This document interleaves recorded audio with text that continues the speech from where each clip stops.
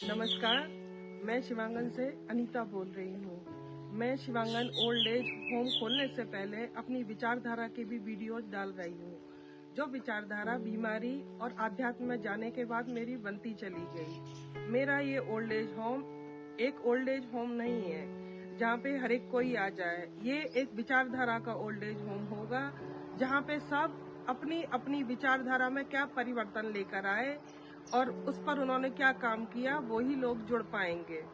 मैंने भी अपने ऊपर काम किया, जिसको मैं कंटिन्यू बता रही हूँ, और ये मेरी ज्ञान मार्ग की यात्रा है, जो मेरे दुखों के साथ साथ शुरू हुई। ज्ञान मार्ग में जुड़ने के बाद मेरी जो पहचान थी वो एक ऐसी आत्मा से हुई जिसके बारे में इस समय पे कोई भी कल्पना नहीं कर सकता।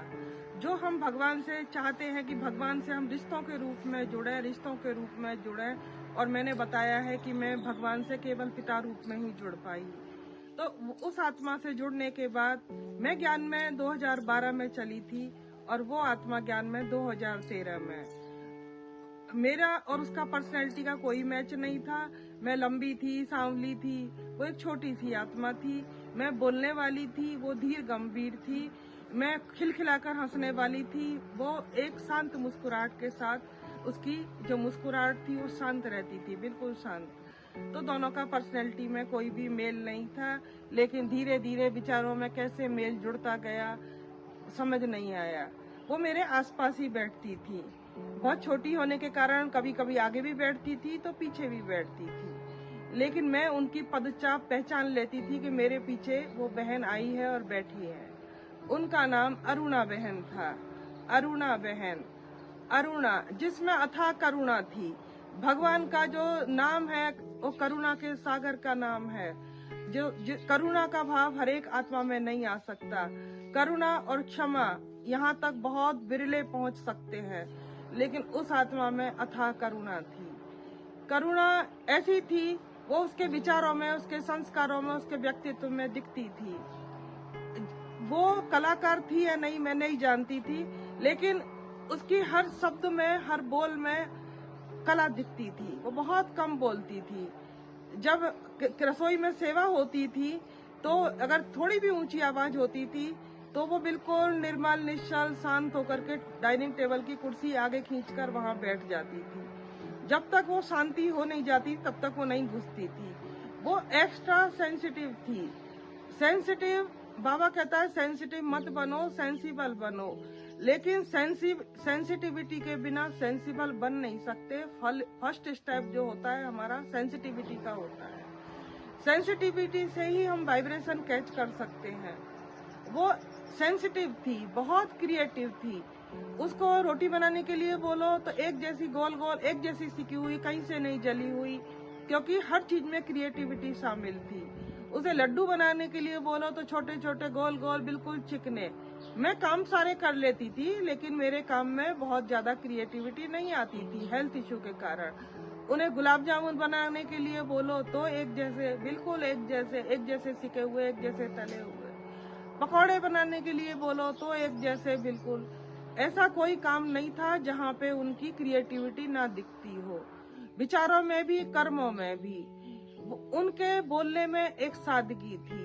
वो अपनी बात को बहुत मजबूती से नहीं रखती थी, बहुत साधारणता के साथ रखती थी। वो मजबूती से बोलना जानती ही नहीं थी, केवल साधारणता से बोलना जानती थी।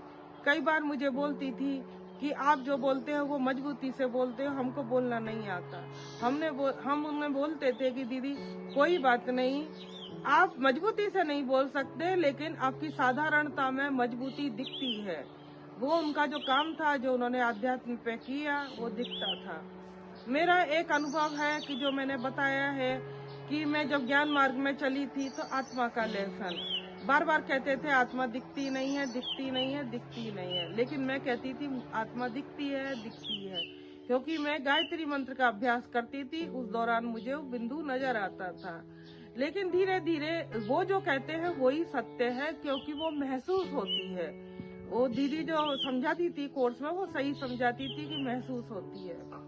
और अरुणा बहन का भी अनुभव वो मुझे बताती थी, जब वो ज्ञान में नहीं थी, भक्ति में थी, तो वो मुझे बताती थी कि बचपन में उन्होंने अपनी एक काम वाली की डेथ देखी, उसके पास में उसकी बेटी को देखा और वो बेटी बड़ी मन्नतों के बाद आई थी। तो वो बिंदु निकल करके, चमकीला बिंदु वहीं पे घूम रहा था उसके सिर से पैरों तक, और वो छोटी थी, वो समझती थी। बड़े होने तक उसको वो बिंदु याद रहा। जब आत्मा का लेसन पढ़ा तो वो बिंदु इमर्ज हुआ कि वो आत्मा ही थी, अपनी बच्ची को छोड़ करके जाना नहीं चाहती थी। अरुणा बहन ने मुझे बहुत सारी बातें बताई, जिसमें से एक बात थी भगवान से मांगना कैसे चाहिए। वो उन्होंने अपनी माँ से सीखा और ये चीज मैंने भी अपनी एक फ्रेंड से सीखा था। एक उनके यहाँ कोई हेल्पर रही होगी पहले, तो उनके बच्चे नहीं थे, तो भगवान से हमेशा कहती थी, भगवान लूली लंगड़ी कैसी अंधी बहरी एक बेटी दे दे, भगवान एक बेटी दे दे, कैसी भी दे दे। जब उनकी माँ सुनती थी तो उसे कहती थी कि भगवान से मांग रही है तो मांगना तो सी, लूली लंगड़ी अंधी बहरी लड़की लेकर के तू क्या करेगी, जमाने की ठोकर खाएगी वो लड़की। भगवान से बोले काबिल कन्या दे, एक अच्छी कन्या दे, रूपवान हो ना हो, गुणवान हो, बुद्धिमान हो, चरित्रवान हो, ऐसी कन्या हो। तो वो अरुणा बहन अपनी माँ से ये चीज सीखती चली गई। तो वो मुझे बताती थी कुछ मेरी और उनकी परिस्थिति रही होंगी मिलती जुलती, कुछ दुखों का कारण रहा होगा कि बचपन से ही कुछ न कुछ भगवान के लिए आत्मा खिंचाव महसूस करती थी। अरुणा बहन की बातों से वो चीज पता चलती थी। उनके अंदर समाने की शक्ति बहुत थी, बहुत बहुत। वो किसी भी व्यर्थ पर, नकारात्मक पर चिंतन नहीं करती थी। उनसे कोई कुछ भी कह दे वो बातों को दिल से नहीं लगाती थी। केवल बाबा और अपनी जो सेवा मिली है उस पर ही ध्यान लगाती थी। दूसरी चीजों में उनका ध्यान नहीं जाता था। वो केवल एक बल, एक भरोसे चलने वाली आत्मा थी। उन्हें केवल भगवान का और भगवान का कार्य याद रहता था और अपना पाठ याद रहता था। जब सेवाएं होती थी तो वो आदि से अंत तक की सेवाएं करती थी। मैं भी करती थी, लेकिन मैं अंत को अंजाम नहीं दे पाती थी। कुछ ना कुछ कार्य, दवाई का, कुछ घर का, कुछ परिस्थितियों का आता था तो मुझे आना पड़ता था। लेकिन अरुणा बहन अंत तक लगी रहती थी। उन्हें सेवाओं में होश नहीं रहता था, वो मदहोश हो जाती थी सेवाओं में। मैंने उन्हें कई बार देखा, खाने के लिए बहुत बार जिद किया। मैं यज्ञ में सुनती हूँ तो जगदीश भाई जी है, उनकी कहानी सुनती हूँ तो वो यज्ञ में, सेवाओं में मदहोश हो जाते थे, उन्हें होश नहीं रहता था। इस कारण उनकी हेल्थ खराब होती गई। ये अरुणा बहन को मैंने अपने जीवन में देखा। उन्हें कुछ भी खाने के लिए लगा कर दो तो वो खाती नहीं थी, उनके पेट में ही नहीं जाता था। इतनी कर्मठ थी, इतनी मेहनती थी, इतनी समाने की शक्ति थी कि उनके साथ मुझे बड़ी बहन की भावना आने लग गई। मैं सेवाओं में या कर्मों में कुछ बातों में जिद्दी हूँ, जैसा किया है वैसा ही करना जानती हूँ। मॉडलिंग नेचर कम थी, लेकिन अरुणा बहन को पहले भी उन्होंने सेवाएं की होंगी, वो ज्ञान मार्ग में पहले से थी। उन्होंने बताया कि जैसा समय हो वैसा ही हमें सेवाओं में मोल्ड होना चाहिए, जिद्दी नहीं होना चाहिए। अनीता बहन कई बार उन्होंने चीजों को, जैसे पनीर का पानी था, मेरी बुद्धि ने रट लिया कि भाई आटा गूंद लेना है, दाल में डाल देना है। जब बड़ी सेवाएं होती है तो जल्दबाजी भी होती है कई बार, और कई बार सब चीजों में देर सवेर होती है, तो हमें उन चीजों को हटाना पड़ता है। अरुणा बहन मुझे वो चीजें बड़े प्रेम से सिखाती थी, बड़े स्नेह से सिखाती थी। उनमें समेटने की शक्ति थी। वो रसोई में काम करती थी तो काम करते करते ही समेटती जाती थी, और बिल्कुल उनका रसोई जब उनके हाथ में होती थी तो बिल्कुल साफ सुथरी होती थी, कहीं भी गंदगी नहीं।